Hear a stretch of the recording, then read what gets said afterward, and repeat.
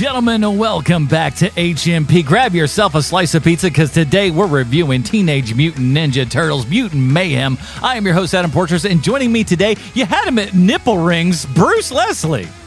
I'm a prickly pear, and this movie proves you don't need nipples to be milked. Man, I stumbled all over that one. I had that thought out ahead of time, too. Quite all right, but he also got a mouthful of pizza. Welcome back, Silas.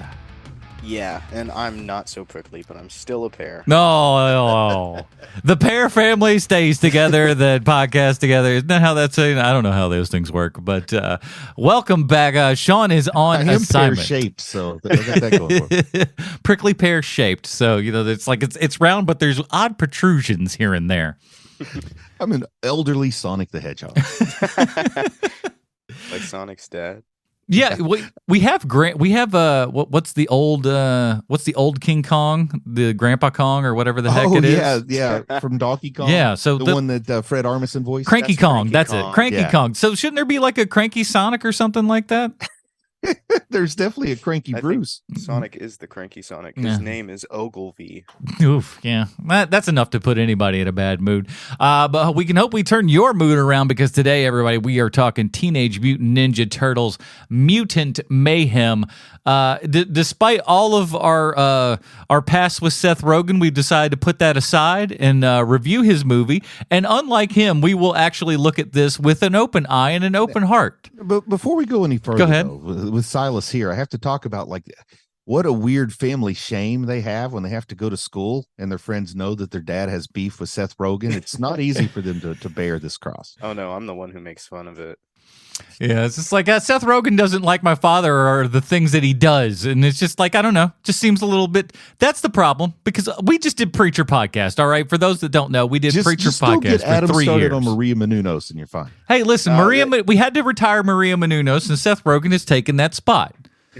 That's all that happened. I don't say Seth Rogen. No one knows Seth Rogen. They know Donkey Kong though, so I just say Donkey Kong. So if your podcast boring. Yeah, Donkey Kong hates my dad. That's a T-shirt that I could sell at the flea market. There you go. But we'll put all of our bad feelings aside and stuff, and see if we can judge this movie on its own merits and everything. But before we do that, we do want to say a big giant thank you to the people that support the show over at Patreon.com/HMP. There you get the pre-show, post-show, Dinger Zone. I don't know if you really got much of a pre-show today because I forgot to hit record at one point. But we gave him a little bit. We got a little bit. We got some more action after that, so don't worry. And of course, the Dinger Zone. And here's the thing: like I said, Dinger Zone and things that we vote on for every month. And this month we are doing something very, very different. We are having you guys vote on what we are going to watch for that month, in as much as we have a couple of different themes. What are those themes? Well, you need to go over to Patreon.com/HMP and check those out. We'll report to you on where the standings are next week. And then we'll continue on from there. And then come next month, we're going to cover whatever the winning of that vote is. How do you figure out what all this crap is? Why don't you go over to patreon.com/HMP. Join up today at any level. Like I said, just imagine that this show just disappeared on a Monday, or it was like Secret Invasion and it just slowly disappeared from the volume as you were listening towards the end of the podcast. And you're going, why can't I hear anything in this? I keep turning my radio up, but it keeps going down. What if that was this show and we just disappeared? Put it in money form, put it our way here. Get yourself some more content at the exact same time. We really appreciate all of you guys. And if you can't do that, why don't you drop over to the iTunes there, give us a 5-star review, aka a humdinger. Humdinger. There you I was go. Waiting for Sean on that. A humdinger. Oh, man, and we really appreciate that. Well, let's get into it, guys. Here is the IMDb plotline for Teenage Mutant Ninja Turtles Mutant Mayhem. As we know, IMDb always 100% correct in everything they say and or do. The film follows the Turtle brothers as they work to earn the love of New York City while facing down an army of mutants. Again, IMDb, I think this is about the plot of darn near every Teenage Mutant Ninja Turtle property, pretty much ever. This is written by Seth Rogen and Evan Goldberg with Jeff Rowe, directed by Jeff Rowe and Kyler Spears, who both worked. And Jeff Rowe directed Mitchells and the Machines most recently. I think that's where most people would probably recognize him from. Before we get into the movie itself proper, let's talk a little bit about kind of our turtle history, if you will, because one of the things I was talking about on the pre-show is that it's so bizarre with the Turtles and how long they've been around and everything. on how almost every generation has their bat at the Teenage Mutant Ninja Turtles in one way, shape, or form. And this movie, or I guess, are we going to go ahead and start getting into it then? Well, let's get into our others. Let's get into like kind of just regular turtle, like kind of just your preconceived notions going into this one of like what your previous turtle stuff was, and then we'll kind of get into the movie itself. But like I grew up with the Ninja Turtle cartoon and everything. Obviously, that was like a big deal in the late 80s and whatnot. Yeah. And then come 1990, you got to understand where we were here if you weren't alive back then, all right? Because 1989 comes out and like Batman goes from this like Adam West to essentially the Frank Miller Dark Knight, as far as we were all concerned. You know what I'm saying?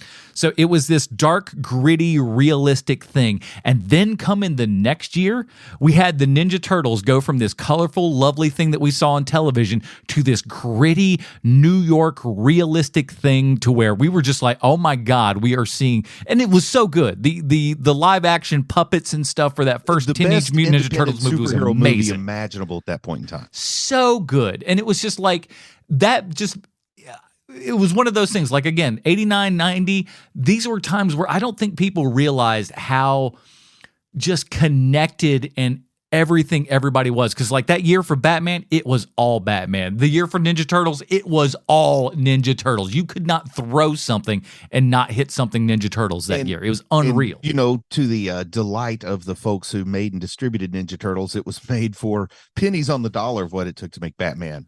Oh yeah, it still had a nice healthy return.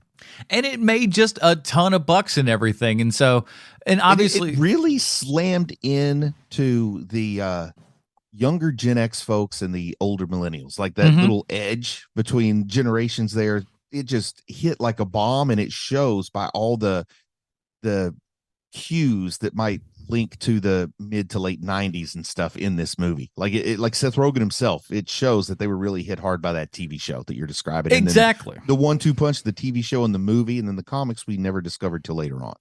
Yeah, I don't think most people really, you know, there'll be a handful of Shanzis in the world that are like, listen, I was in New England in the time, and we had all the things. Well, there are 3 core groups of Turtles fans, in my opinion. Like, you're not going to look up online and say, "What's your source for this?" This is just me telling you what I think. This is what I'm pulling out of my butt for you. You know, yeah. But anyway, it's like there are the people with nostalgia for the New England comics. You know, the original Mirage comics, and with Shanzi being from New England, he falls into that camp for sure. I consider myself more of like the Shanzi camp, and then some of the other like really big time Turtle fans that I've known closer to my age. It's easier to be a fan of that original comic. But then the second group are the ones that are nostalgic for the first incarnation, the G1 TV show, and they're like the Turtles equivalent of what I am with Transformers and G.I. Joe. Yeah, you know, and I totally get it because I have that love for that, and I can see how people few years younger than me come along, and that cartoon is so different, and it really hits, and it's coming on at the right time of day, et cetera, et cetera. Yeah, and I couldn't imagine anybody like, and again, you guys aren't that much older than me, but I couldn't imagine anyone your age watching that and being like, oh yeah, this is great, because it's not. It's corny, it's stupid, and I rewatched some recently a couple years ago, and I was just like, oh, it's one of those shows where you're like, oh, we were just dumb kids, weren't we? But there were some of us, though, some of my teenage friends, it was almost like a proto Animaniacs, where it was kind of ironically cool to say, oh my gosh, this is so random. Yeah. You got to watch this. So we definitely were into the cartoon just because it had an odd name and we'd watch a little bit. But the people, you know, me and my friends were really pulled in by that movie. And I think that's why I came around to be in that comic book fan group, because it's a little darker in the movie. And like you said, there were some wild times though in that animated series and stuff when you're getting into all the Krang stuff and whatnot. It gets wild and wacky and like really out there and stuff. And for kids shows of that time, like I felt like a lot to me. And the third group I call the Nickelodeon fans, because those are the younger fans that know the Turtles for whatever the current generation is. Yeah, and you know that third group is always going to kind of be changing a little bit. And then eventually they'll probably turn into another pocket of nostalgia. But I kind of call it the Nickelodeon fans, the comic book fans, and the OG G1 fans. So Silas, when was your 3 big groups? Silas, when was your first time like being aware of the Turtles and stuff? I was watching YouTube, I think, one time back when we lived in North Carolina. And I was actually exposed to, I think, the 80s or 90s version of the designs first, and then I was like, hey, this looks cool, and there's a TV show on Nickelodeon, so I was mostly watching the 3D animated one. Yeah, the CGI 3D one, which was really well written, but it's tough for me to get over that early incarnation of computer animation. It just wasn't quite Pixar. Yeah, it's especially at that time when especially Pixar was like really doing some dominant looking stuff, and like, not to say that their stuff was bad, but it was very basic in comparison. It felt like a way to save money when I watched it, and I don't like feeling that way when I watch something. That's how I felt like with like some of the early Clone Wars stuff, where like part of me didn't like watching it because it looked junk. I was just like, ooh, this kind of looks gross and like just, I don't know, ghetto-y. I like the 2D animated. It's always the movement that would get me. The movement looks so strange. Yeah, and like it felt like pre-rendered backgrounds, kind of like in like in not a great way. But I don't know. Yeah. Well, let's get into it. If that wasn't enough to get everybody excited about this new animated turtle flick, let me sell everybody, because this sucker's got everything. We got ninjas. We got turtles. And this time, guess what? They're actually teenagers. We got an art style you're either going to love or you're going to hate it. We got needle drops galore, scored by 2 Oscar winners. We got a super cop. We got F the Police, Peacemaker, Coach Wilson from the Spider-Man home movies. We got Mrs. Paul Thomas Anderson, Gus Fring, Ant-Man, the stoner guy, Bud Bundy, Mr. Beast, Post Malone. Hey, what kind of movie is this anyways? We got pizza eating, butt kicking, jokes for ages, adults and kids all alike. I didn't have enough time to write down a whole bunch of stuff, but this sucker's got everything. Yes, indeed, man. Yes, indeed. And, talking about the budget on this one, I got to say, they could have cut some of that voice talent and probably cut that budget pretty far down. Yeah, I don't think any of these voices this much voice talent. They don't. The voice talent doesn't cost anything. That's the best part about. That's the dirty little secret about voice casting and stuff. Is like, while these people got paid something, they didn't get paid that much. I really don't think that much of the money really went to voice actors. I think this was all just, favors to Rogan and all that kind of good stuff. Just friends of it. I'm not saying that nobody got paid, because they all got paid, but I'm not saying Ice Cube didn't pull down $5 million for this picture. You know what I'm saying? Ice Cube got $40,000 for a weekend's worth of work, if that. Yeah, that's actually, though, that ain't bad, is it? 40 grand for a weekend's worth of work. Hey, that's he does probably have the most lines of anyone in this movie. Yeah, but see, that's and it's like, I always liken it back to Hugo Weaving complaining about being in the Transformers movies. He badmouthed all those Transformers movies and just like, they're all terrible, and the director's he's just directing me on Skype and stuff, and it's all just terrible. He doesn't even really care. And Michael Bay fires back with, you got paid $200,000 for 2 hours worth of work. You need to be quiet. Yes. And like, he's not wrong. And like, that's how a lot of these, like this stuff, I'm sure everybody was in there for, a half hour, and then boom, they were out. And then, 2 years later, this movie pops out once they figure out, all this animation. So let's talk about that, because that was the thing that I think threw me more than anything, was what this thing looks like, because go ahead. Considering this is a Nickelodeon property, Nickelodeon bought the rights from Peter Laird after he had bought out his partner Kevin Eastman years ago. Yeah, so Laird bought out Eastman for what Eastman thought was winning the lottery. I think Eastman got about $6 million, and then like 2 years later, Laird sold it for like over $100 million or something like that to Nickelodeon. And Kevin Eastman, who I've ready to pick up the name I drop here, Adam. But I did a panel with Kevin Eastman, just me and him, and then we talked a little bit off the panel about that, and he's like, "Yeah, it's real easy to think about the $44 million I missed out on, but I'm the only guy I know that has got $6 million, so I'm not too sad about it," or something to that effect. Yeah, sometimes you just gotta be like, well, I do have this. So like, it's like, I'm like the guy who sold Apple stock before it went big. That's all. You can't kill yourself about it. I just keep going and keep doing. But but here's the thing, like, if he's anything like Adam, it would be the opposite of whatever. You know what I'm saying? He would keep a hold on it, going, this one's going straight to the top, boys. And then it tanks like nobody's business. And then you didn't make dime one. He did use a significant portion of his money to buy the magazine Heavy Metal. So yeah, okay. Well, at least he's having fun with it. It didn't make big money though. But I was shocked at what this movie looked like, and it got approved. Back up though. The reason I was talking about Nickelodeon is I think of Nickelodeon as somebody who plays it. I won't say plays it safe, because like SpongeBob is way off the wall. They put some cool stuff out there, but their animation isn't what I think they should hang their hat on. No, they're not. They're not even Illumination, you know? Yes. So you look at this movie and the fact that it's so stylized, and you know that Paramount was helping Nickelodeon quite a bit with this. You also see that because of the financial success of the Spider-Verse movies, now people are willing to let a more artistic or more stylized vision and version go out to the screens the way they would in a comic book or a comic strip. Which I'm so excited about, because that was one of the things, because like at first while watching it, because this movie has what can easily be referred to as the beautiful ugly. Because it's not a pretty film, it's an ugly film, but its ugliness is what makes it beautiful. Well, me and Silas had some conversations about the way the humans are depicted specifically, and that'll be fun to get into, but I'm not quite ready for that one yet. But I do want to talk about a couple more things with the animation and with the turtles. But the turtles, first and foremost, so what I'm going to say may sound like a derogatory comment, but it's not. It's an observation, and I have no problem with it. But the turtles are first and foremost derivative. And I don't mean that like as the insult, but I mean the turtles were created as a sort of satire of Frank Miller's story work on Daredevil. I mean, you know, Splinter is stick, the Foot Clan is the hand.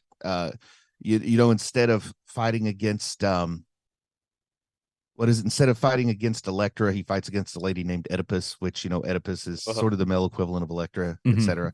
So anyhow, they're very, very closely taking storylines from Daredevil, Frank Miller's Daredevil, and there was some anthropomorphic animal stuff going on that they thought was a hallmark of the time to make a comment on, but it turns out in retrospect it really wasn't. It was the Daredevil stuff that stuck.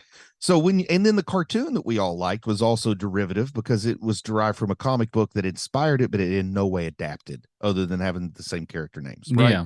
And kind of basic paintbrush swath of everything going, this is the basic idea of it. Because even then, that's not quite, you know, so we've had varying, you know, origin stories for the turtles and things like that. And as we talk about a whole lot of aspects of this movie, you can say that they're ripping off other projects, or that they're derivative, meaning that the people who created this were heavily influenced by some things. And not only that, the kids who this is intended for, I think this really is intended for some younger viewers. It's not just another thing served up to Gen X guys trying to hold on to their youth. I think that's one of the most important things in this, and we can definitely get Silas on this one. But for me, while I was watching this, I had that feeling that, like, man, if I would have been the age that I was when I saw the original Ninja Turtles live action movie in 1990, so like what, 8? Like that movie was for me in 1990, this might be my favorite movie ever if I was that kid. Because and this movie is just like, it is made for like that, like, you know, 8 to 14-year-old boy is just, this may be that kid's favorite movie. And I endorse the art, but I'm going to talk a lot about derivative things in this movie. And the first thing is the art, obviously, without Spider-Verse. Who do you this think art doesn't look like this? But yeah. But who do you think that it kind of looks like? Because I have two art polls that this feels like to me. To me, it feels like a guy named Eric Powell. Okay, who did the Goon. The way the humans look feels a lot like him to me. I could see that. Does not feel like Eastman and Laird. No, it certainly doesn't feel like them. Who are you thinking of? It feels a little Alex Maleev in a lot of ways. Okay. And a lot of Bill Sienkiewicz in a lot of ways. Really? Yeah, I see a lot of that stuff in there. Just that kind of Wackowitz. I can never pronounce his last name properly, but I did not see any of we always joke. S's work. We always called him Stankiewicz in the house because we didn't like the way his art was. Like, and here's the thing: Stankiewicz has some like good stuff and some bad stuff, and like totally not making a joke. I call him like Sienkiewicz or something. I really do say his name wrong and not as a joke. Oh yeah, I'm sure his name is like there's 15 different ways to pronounce. Listen, you're talking to a portress, so what do I know? You know, I got a bad enough one as it is. It's one of those things where I think I met the guy once and he told me how to pronounce the name and I still can't remember it. Yeah, that's how it tends to go. It might have been him or it might have been somebody All else. right, those everybody says he's a very lovely person. So yeah, that's what whoever it is that I met, whether it was him or not, was a kind and gracious soul. This homeless man was very, very nice to me.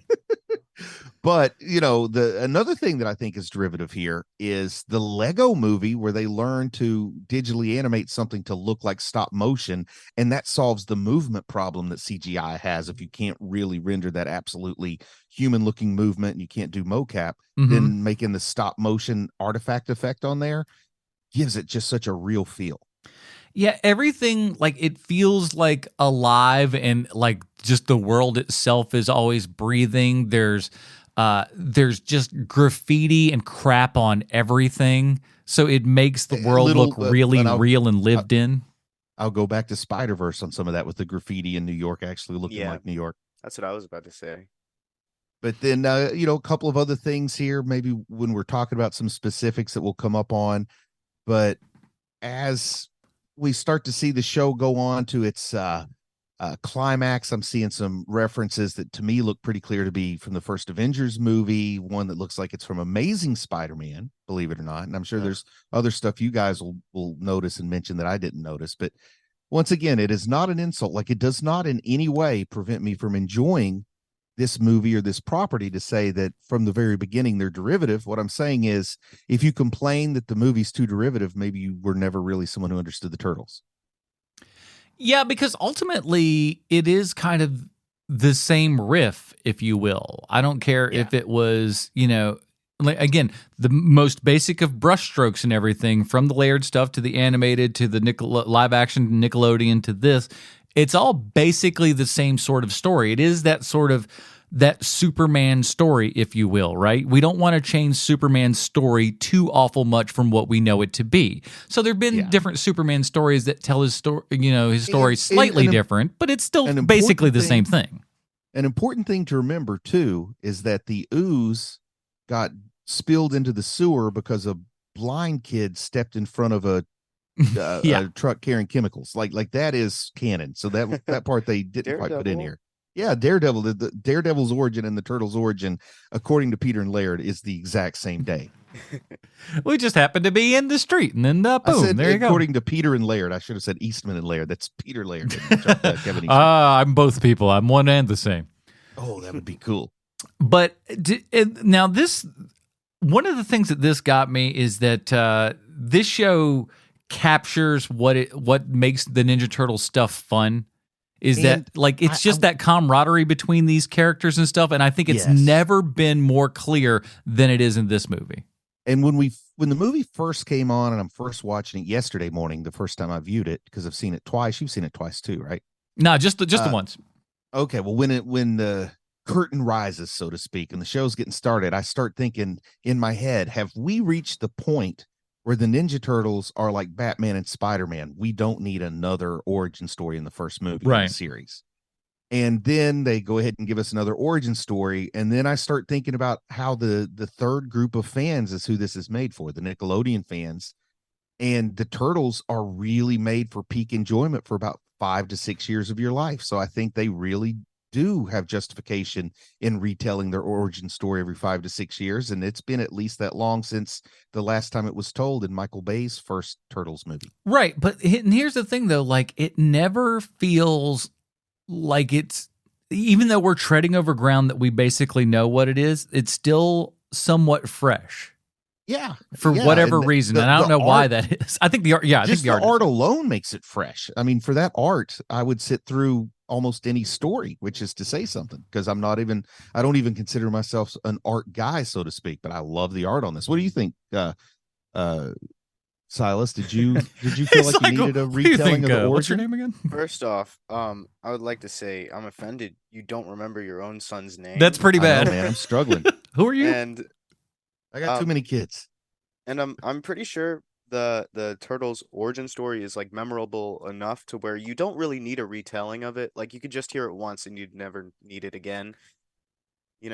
Plus, it's exactly, it's like with the last go around with Spider-Man with Tom Holland, they decided we don't need another origin story. Yeah, because everyone knows Spider-Man. Yeah, and I think the Turtles have reached that point. Yeah, they've gotten to the point where you're there. Second thought where I talked myself out of it when I said it was for that unique age group.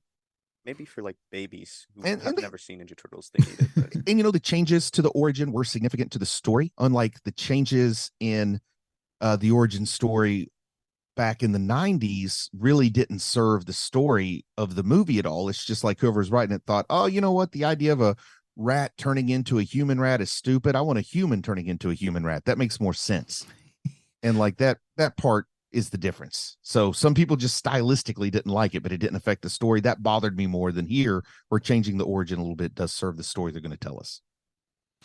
Now, let's talk a little bit of the casting, because like I really think that the crux of this movie, it lives and dies off of who plays these turtles, and it's all these kids, and they're all spectacular.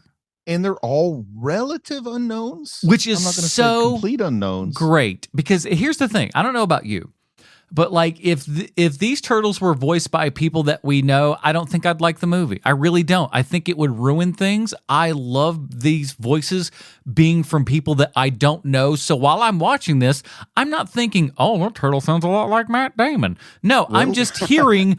I'm just hearing a Matt turtle. Damon was Raphael, though. Exactly. But I'm just hearing a turtle. It's just a turtle on screen that's talking now because I don't know these people, and it's a great move.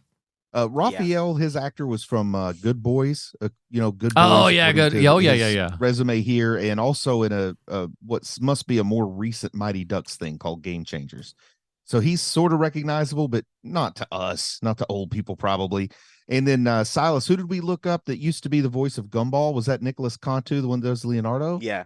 So the voice of Leonardo was the voice of Gumball from The Amazing World of Gumball. Okay. So some people might know him from there.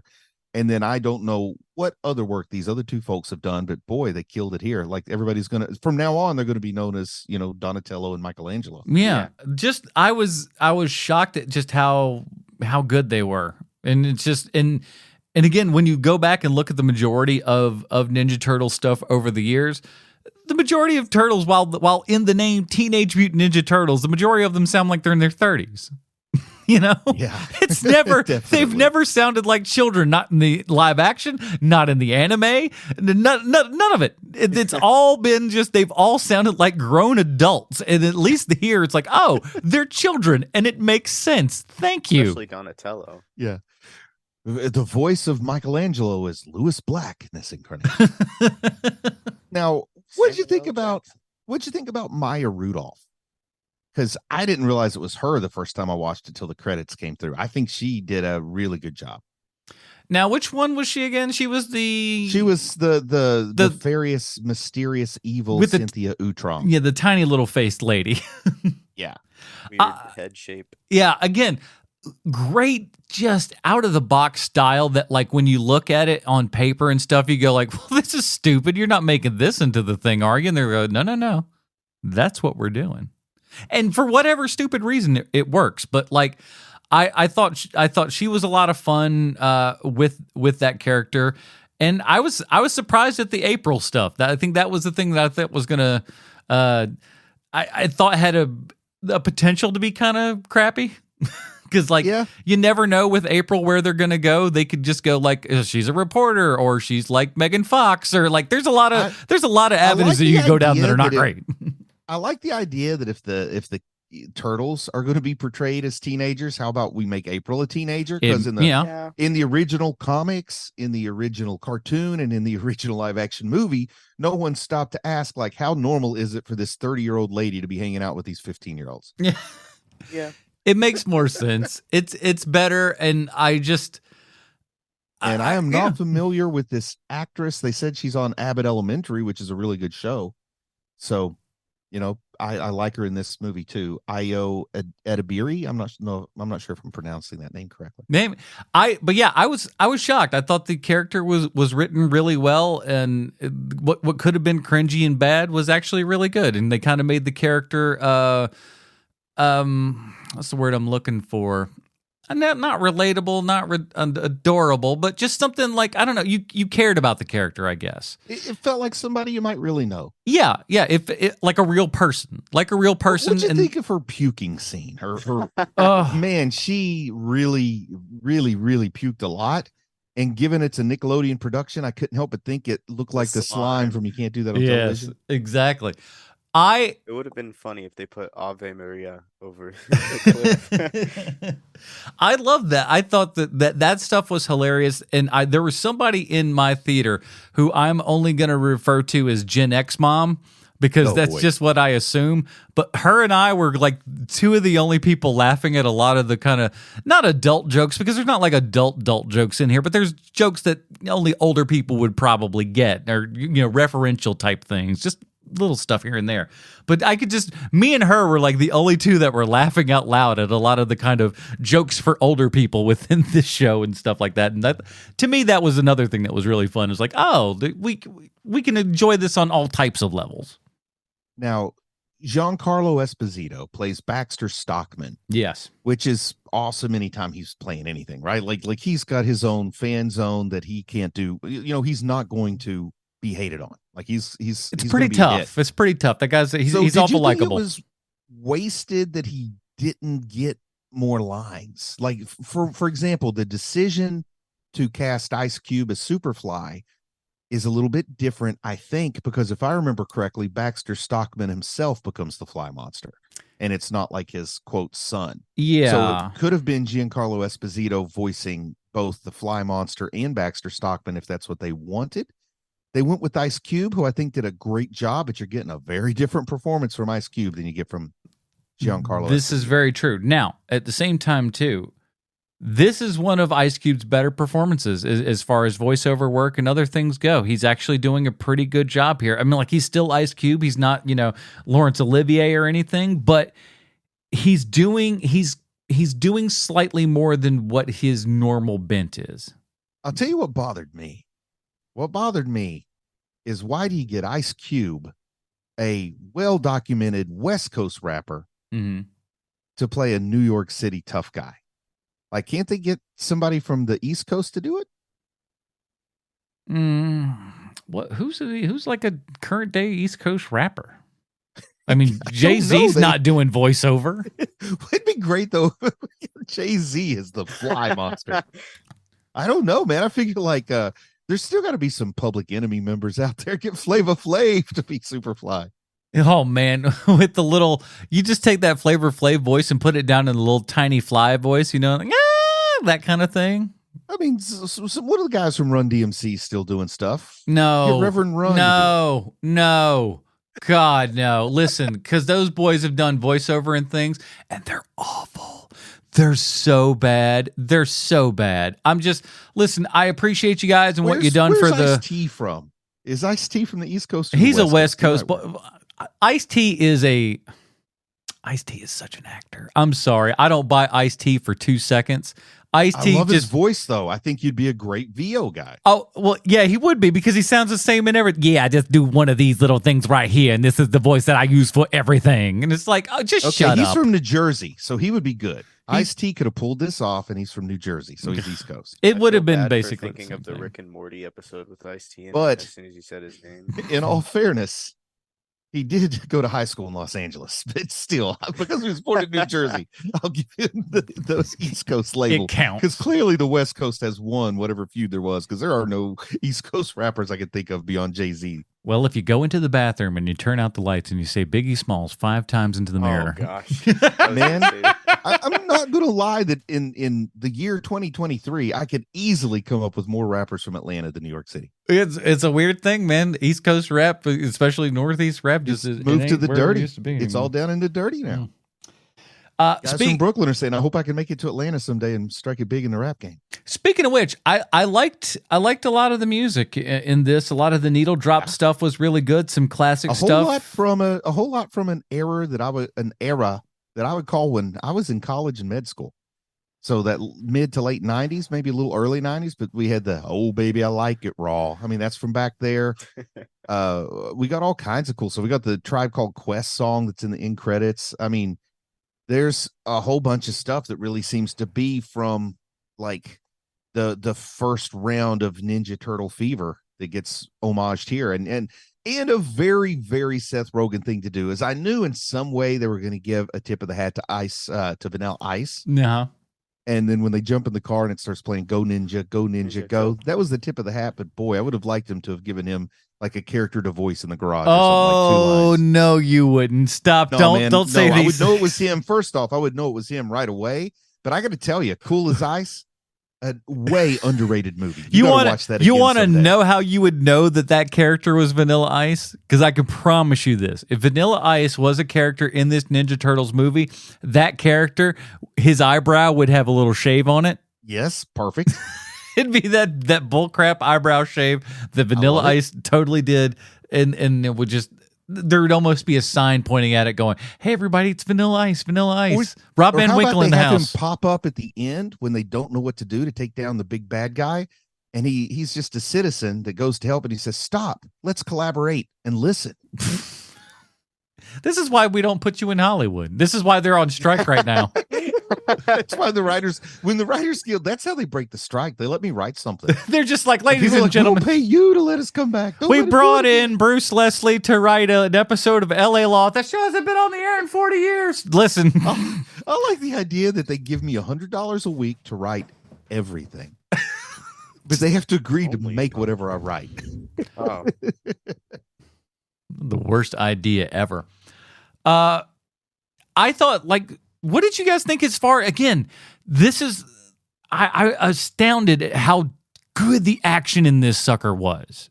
Especially when they're taking out like the garage full of bad guys after they've just met April. And that really, like Silas mentioned to me, that kind of had a Deadpool feel to it, like the nonstop when combat. They went and fought the 4 other people. Oh, that's right. Yeah. The 4 other mutants? Yeah. No, not the mutants, the actual people who are like, oh, we don't know. This guy does.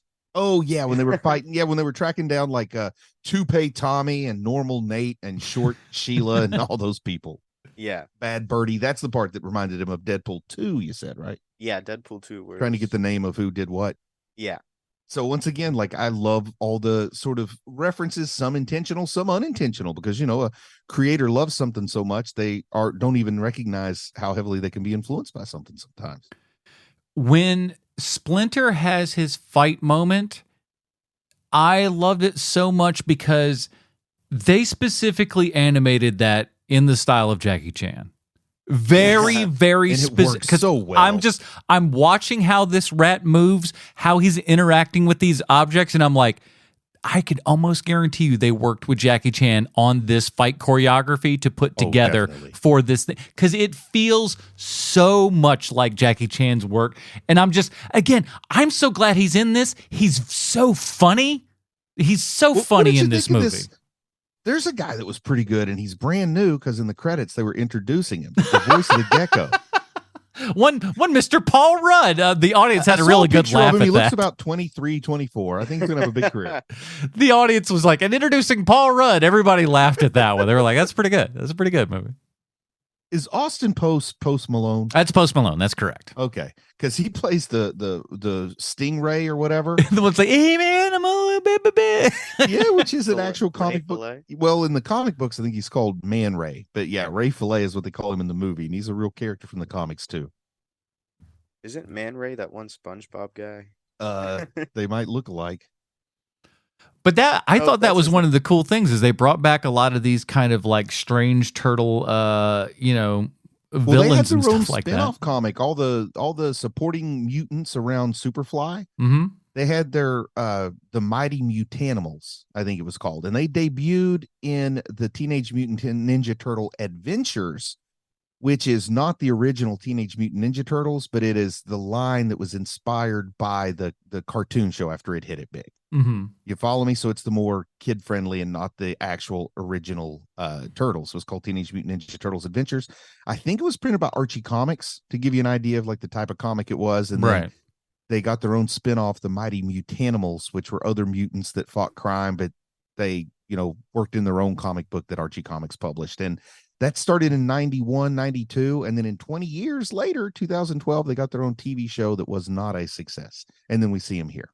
Well, I tell you what, if this was Sony, each one of these characters would have their own spin-off movie planned right about now. Don't put it past Sony buying the license rights to Ray Fillet and doing a live-action Ray Fillet starring who is the guy in that Abraham Lincoln movie? Daniel Day-Lewis. Starring Daniel Day-Lewis, sponsored by Chick-fil-A. Anything that would Ray in there that we can kind of rhyme a little bit, we're going to put that in. Because why not? And they do decide, though. They decide that Cowabunga just isn't going to cut it anymore. So, they're bringing in modern TikTok slang. You know what I mean? Like they're talking about Leonardo's lack of riz. See, yeah, let's talk about this for a second, because Silas is the closest one to this situation here. So, how did that stuff feel real and kind of organic and stuff to you, or was it? Don't cap, man. Don't even try. Yeah, no capping, please. What you guys are doing did not feel organic, but the way that they were doing it, it felt like they actually had them like sit in a circle in a room and just read off the script and just let them ad-lib their own little parts. Mm-hmm. I saw a clip on TikTok about a Gen Z hillbilly, Silas, that said, "You can't riz up your cousin no more." Yeah, it's sad times in TikTok. Not Simply redneck TikTok. Man, so hard for me to buy into Bebop and Rocksteady going over to the good guys team, though. Yeah, me too. I felt that was kind of weird. What'd you think of the just the portrayal in and of itself, the Bebop and Rocksteady? Or were you... I got to say, John Cena gave a nice reserved performance. For John Cena, it didn't feel like he was like reaching into the John Cena bag of tricks, if you will. And if I didn't know it was John Cena, it might have been easy for me not to have noticed. Yeah. So I consider that a positive in him being a voice actor. And, maybe I think he's gotten a little more confidence after Peacemaker, so he's become a better actor because he's like got a verified hit under his belt. Well, and especially with things like Peacemaker, he gets a chance to do things more than just be John Cena, so to speak. But I did love the character design on Rocksteady and Bebop. I thought they were great. But I love the character design on everybody in this. I like the just a little bit offbeat and unrealistic. Yeah, everything looks really cool. I mean, even Seth Rogen himself has always kind of said, "Listen, I'll do voices and animations and stuff, but the voice that you're getting, that's my voice." So, and I want to go ahead and talk a little bit now about the animation on the humans, if that's okay. Okay. So, you remember what I was talking to you about in the movie theater, Silas? Yeah. So, do you want to kind of remind us what I said maybe about the reason that the humans looked ugly? You were saying because maybe the real mutants were the humans the whole time. Well, the humans are the real monsters, which is a classic. Going back to Frankenstein, Mary Shelley's Frankenstein. Humans are the real monsters. And when you take into consideration that you're seeing this world through the turtles' eyes, and they've been shaped by Splinter, who describes humans as monsters, and the humans mostly look monstrous except for April, like their faces. Like they have the one guy that's clearly their Sylvester Stallone that I thought might be your Stallone connection at the end, the guy whose eyes don't match up. And he's like, "Yo, I think it's the Ninja Turtles." but anyway, I think we're seeing the humans through the turtles' eyes as these mysterious monsters. But when we get an objective look at the humans, when we get to see the movie screen where we're watching it and the turtles aren't, they look like regular humans from Ferris Bueller's Day Off. Oh, that's interesting. I like that idea, actually. Because, they're watching Ferris Bueller through their opinions because they love movies. Huh. That's pretty good. Look at you putting together something. It's almost like he's one of them smart people. Yes. Burn, Seth Rogen. Yeah, take that. That's what you get for calling. I just pointed out the genius of your script. Ha ha! Now who's the dum-dum? Yeah. Now who's boring? Our podcast is boring. Your voice is boring. Here was the problem with that, Silas. Is he judged it based upon like that first episode? That first episode was no good. We didn't even know what we were doing. We didn't know what we were doing. We didn't have the training rules weren't even off of that one yet. That was like our first subsequent podcast. We didn't know what the hell we were doing. We didn't have a clue. It wasn't until about episode 4 or 5 where it was just like, oh, this is this, and that's what people fell in love with. That's why it was so high in the charts. I'm sorry. I don't know if this trivia is correct or not, but I'm reading some Wikipedia trivia, and it says that this is the first time Donatello was portrayed by a teenager since Corey Feldman did it, and Corey Feldman was 19. I was about to say he was pushing the envelope there in 1990. Oh, yeah. But yeah, I liked it. I thought all of these kids were good. something that I thought was going to be stupid, and the reason that I was just like, oh, I guess the reason that we made April younger and just kind of a heavier character, whatever. I was just like, okay, maybe they're trying to do the smart thing and staying away from any of the interspecial type things, right? Because that's always kind of been a weird thing of like, hey, is somebody like does these turtles like these ladies? Does a lady like the turtle? That always seemed weird. So I was like, oh, thank God, it feels like they're going to kind of go away from that, but they don't necessarily. Now it's never creepy in here, but at the same time, at first, because I thought he's not gonna like whatever, but he did. I kind of bought that Leonardo liked April O'Neil. I bought it. So there was an article in Screen Rant on July 24th. So what's that? About 10 days ago, 11 days ago, okay. Less than 2 weeks ago. And in that interview there, the filmmaker claimed that they studied the film's police story and Rumble in the Bronx for their action scenes. Well, there you go. Because you called it out even without even reading the film, you could tell. No. And I would say that as far as like between me and you, I would say Sean, I can lump him in here and say between the three of us, you're the one I would expect to be most familiar with Jackie Chan's like Hong Kong work. Mm-hmm. So that's why it's cool. I think you were able to pick up on that better, whereas I know him more from his, U.S. work, like the Shanghai Nights. But I just watched those moves and I was like, oh no, this is so specifically the stuff that Jackie Chan does that made me so happy that because they could have just animated a rat just kicking the crap out of people and that would have been fine. But like when you replicate Jackie Chan's fight style in that's impressive. Yes. Now, the big bad here, the reference to anime. The new vernacular, they're really trying to relate to younger people. They've got the Attack on Titan kill scene. Yeah. But by referencing Attack on Titan, they're still kind of like saying this is what the elder millennials think young people like because that's what we like. I still don't know. Yeah. Silas, is Attack on Titan as famous? I mean, as popular with younger anime viewers? Or is that more like older folks that are into that one? The people that are into it are hardcore into it. But it's kind of like everyone. Okay. Yeah. Because I didn't know if that was one that appealed more to the older folks and then other stuff was more to the younger people. I have a bunch of friends at school who watch it and are like obsessed with it. Yeah, I felt like I've heard people of all ages be like, oh no, that's the stuff. Well, I love it that my favorite anime was yet another derivative element, but they call it out. He's like, oh, I love Attack on Titan. Then he says, hey. Mine was in the movie too, technically. Yeah, there was a JoJo's Bizarre Adventure sweatshirt that Donatello wore. Donatello was wearing. So, you're getting them to say, hey, when the original Turtles were around, people didn't think about anime, but anime is so popular with younger folks now. We're going to work this into it, and I love how they're modernizing. With and again, that was one of the nice things that made the Teenage Mutant Ninja Turtles feel like teenagers. Is like they were into like it felt like looking at a bunch of teenage kids just messing around, just talking and just doing their BS, and you're just like it's if you've hung around those kids, especially like all of that talk is very familiar.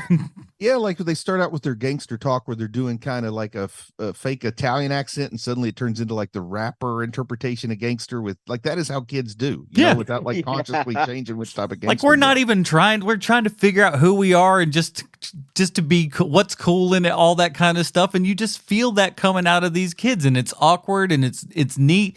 And I love the fact that, again, it's that modern take of like, what would your teenage kids be doing? Of course, they'd be having the ninja stars and filming it on their cell phones and stuff like that. It's like, it's that level of fun that permeates this entire movie that, again, like I was just sitting there going like, man, if I was like an 8-9-year-old kid, this would be the most amazing thing in the world to me, because it's just like it captured that exact same feeling that I had watching that original Turtles. And that it's, again, this is PG, right? Think it's got to be PG-13. I don't. There were a couple swears in there. I thought there were close swears, but I don't know that there were any proper swears. Were there? Let me hold on. I don't remember any swearing, but it's just the violence. A PG, yeah, it was PG. I was fairly certain. Straight up PG. I'm surprised. Yeah, but that's what, again, having that cool like. You're a young kid. You're not quite ready to go in and see those PG-13 rated movies yet, but this is as close to PG. Like I could show this to my 9-year-old nephew and he would absolutely go insane, because it's like right at that level where it's like just scary enough, but not too awful scary, but there's just enough really cool stuff that you feel like you're doing something dangerous. You know what I mean?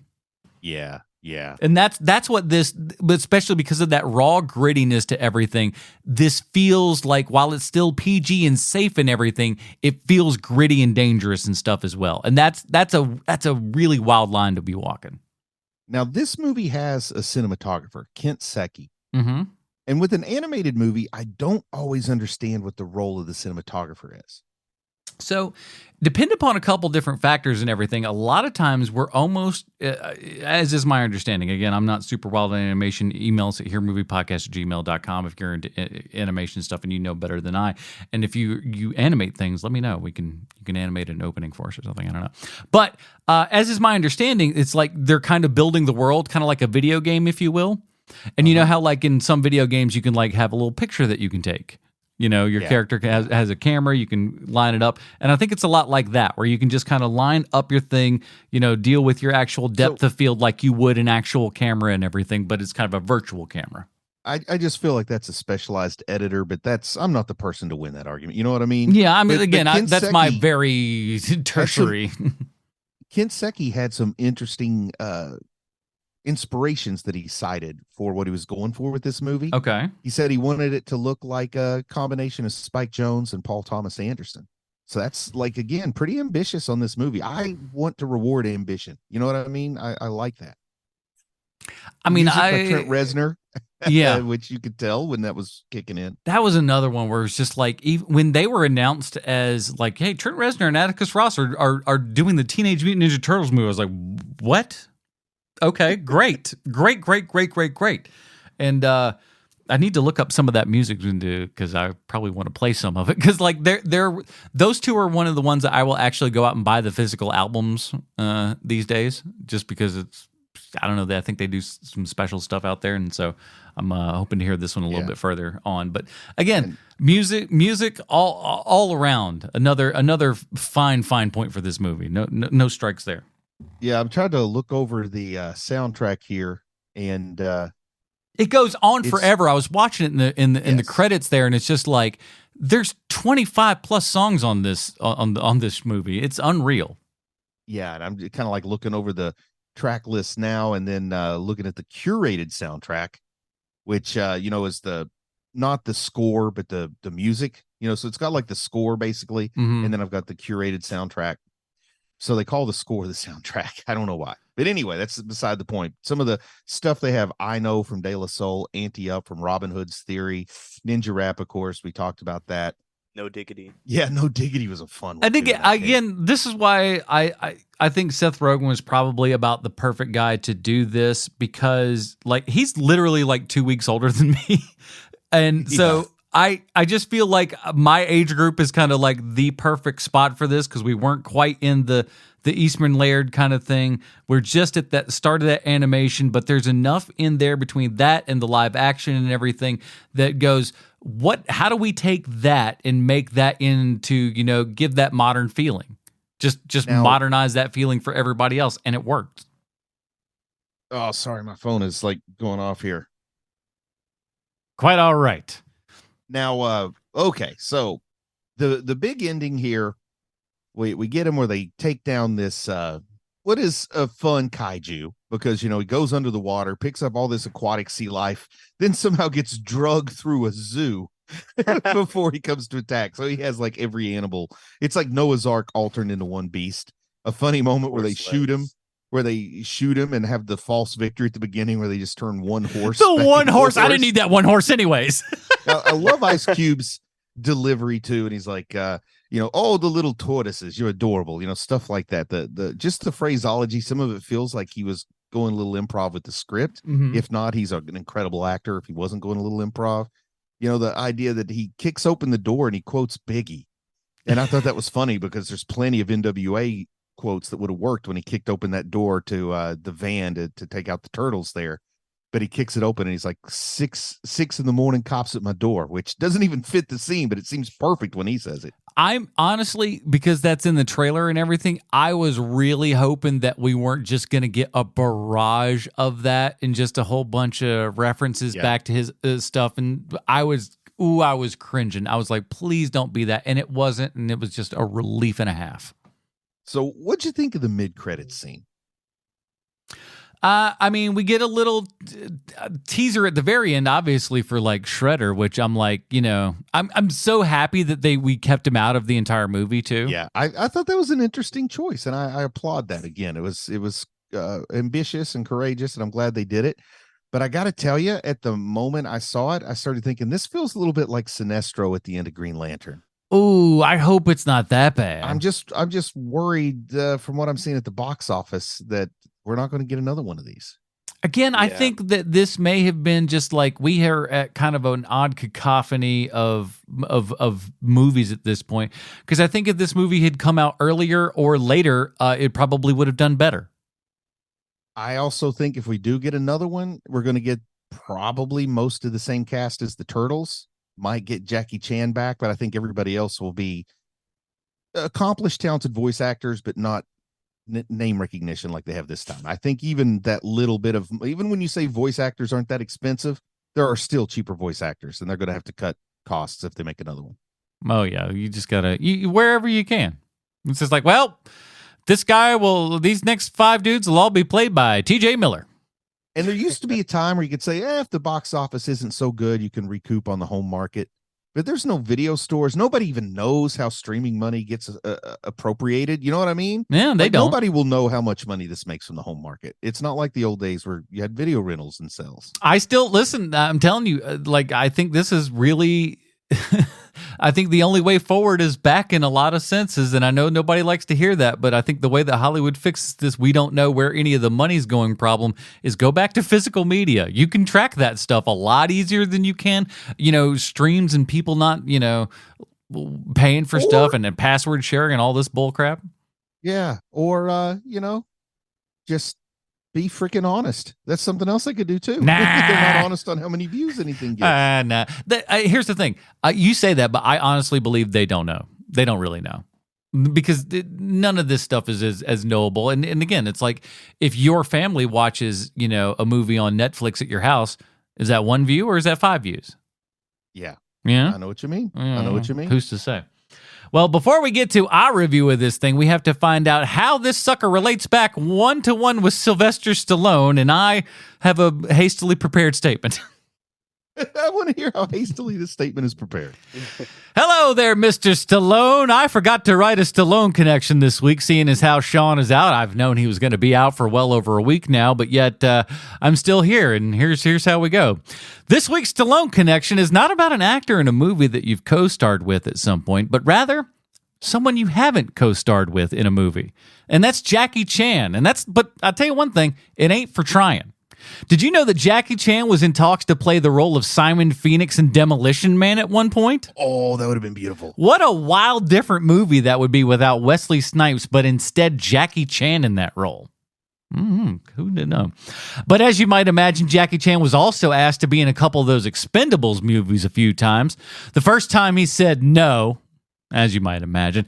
But the next time, he said there were actually some scheduling conflicts that went around, so maybe he wanted to do that one. But then again... He would have been better than Jet Li. Then again, the fourth one came around, and you know what? He ain't in that one, so you do the math. And even Jackie Chan himself did say that, all of this stuff going through, he's like, to be in the movie for 5 minutes. Because you remember Chuck Norris in that second one? He's in it for 5 minutes, and you're just like, it was a glorified cameo. It was awful, is what it was. It was just. I felt so robbed. They were like, man, Chuck Norris is going to be this way. He's in it for 5 seconds. He shoots people and gives a thumbs up. Screw you, Norris. It felt like he got to write his own scene. No kidding. Like. And it all involved being lazy. But I don't want you thinking Jackie Chan hates Sly and wouldn't spit on him if he was on fire. No sirree, Bob. Jackie Chan has also noted that Stallone was a big influence on him becoming the star of his own movies, making his own way no matter what. So just like Stallone, he saw, this guy go out, direct movies, write his own stuff, and kind of chart his own passion. And that's what threw Jackie Chan on that exact same thing. You see? Doesn't matter if you're working with him directly or not, Mr. Stallone. You're the ongoing influence to every single one of us. I promise I'll do better next week. Until then, your pal, Sweet Adam from the internet. I like that. I didn't really have a ending for that. That just possible. I love that. Or maybe not so sweet Adam from the internet. Yeah, not so sweet Adam from the internet. He's a disgusting bedfellow, but hey, it do what it do. All right, here at Movie Podcast, we have our own patented Robin rating system. Bruce, where does Teenage Mutant Ninja Turtles Mutant Mayhem fall on the Robin rating system for you? Thoroughly enjoyable. The strength is the art. The story's nothing special. There's no twists. There's no turns. I don't think you're going to be shocked, surprised. You're not going to be seeing the praises of the screenplay. But it's a perfectly serviceable story with amazing animation, incredible acting, wonderful soundtrack, wonderful score. I'm going to give it Tim Drake. Silas, what you got? I'm also going to give it Tim Drake. Same reasons. Same reason? Same thing. Same mind. Male fries. I'm going all the way up. We're going Dick Grayson on this one. You probably like the story a little bit more than me then. Yeah, I did. Like it hit all the right notes. It felt like what Ninja Turtles was supposed to be. It got the vibe of these brothers together. They're what makes each of those characters interesting and unique and different, but it doesn't feel like we're leaning into those tropes. Like Donatello is smart and nerdy, but it doesn't feel like we're like he doesn't have like Bunsen burners and stuff. You know what I mean? Like he's smart, but like he's not necessarily the scientist dude within this. Well, Raphael has those anger issues. Donatello does machines. Yeah, exactly. He didn't even do machines here. But I kind of, but again, I like that. I liked him. I was just making fun of the No, I know. But just having enough of that fun in there, it gave me exactly what I wanted. And again, I had that. It was just that feeling of like, man, if I was a 9-year-old kid, this would be the best movie ever. And even as a 41-year-old man, I just go, I honestly believe this may be the best Ninja Turtle property that there's ever been. I just think it's that good. The only thing that might go head to head with it for my affection would be nostalgia fueled the first live action movie. Yeah, exactly. I mean, and that's what I got for that. But like taking if I take all the nostalgia factor, the rosy glasses out of it and everything, this is probably the best Ninja Turtle thing. Like, because it, again, from the teenage and the mutant and the ninja and the turtle, it checks all the boxes properly. I definitely would not fault anyone for saying this was their favorite Turtles movie. So it's not bad. I can't wait to get it on video and actually watch it again and just kind of, because again, the art was just so interesting and different and weird, and it just felt so nice in a world of like, not for nothing, but so many of the Pixar and DreamWorks movies and stuff, they all look the same these days. And for what it's worth, Variety reports that there's actually a 2-season television series that's been ordered for Paramount. Oh yeah, that's right. I heard about something about that. That will definitely be a different voice cast other than maybe the Turtles. But to me, that's fun. Just like get into it. Like as long as it has like, the fun that we've seen here, even if you're kind of, masking it down for television and stuff, because like I said, as wild and crazy as this art style is and everything, it also looks like it took a long ass time to do. And they ain't gonna be doing that for 15 episodes of animation throughout a year, I don't think. Yeah, probably not. Yeah, wonderful experience, and we've had good animation lately and something new, something fresh. And even though it's an existing IP, it still feels fresh. Yeah, which is a tough thing to do, is to have like, sequel, reboot, reimagining of all this sort of thing, and yet still feel fresh while it's telling essentially the exact same story, which is kind of wild that they accomplish it and do it at this sort of level. So that is it, everybody. Another episode of HMP Down. We'll talk about what we're doing in the meanwhile in just a second. Bruce, where can we find more of your work on the internet? People really need to check out my new slapping hit, don't they, Silas? Is my new song Slap? That's one way to put it. So yeah, go to YouTube and just search for Cyber Slap, or go find Bruce Leslie AD on TikTok, and you can find a little music video there. So go check out my first big hit single. Just do it. It's been listened to over 800 times, and that's just him alone. Yeah. Just imagine when the other people get a hold of it. When it gets on the radio, when Roddy Radke puts it on the radio at midnight. Silas, any promos? I'm awesome. That's it. Look it up on the internet. It's right there. We talked last week as we were going to be doing Shin Masked Rider this week, and obviously we had forgotten that this Turtles movie was there, so we were pushing that Shin Masked Rider to next week. So join us next week for Shin Masked Rider that's currently available on Prime Video. For the absent Sweet Sean's and Kovacs from the internet, Bruce Leslie and Silas, my name is Adam Porters. Stay super, everybody. Goodbye, Marty and Evie.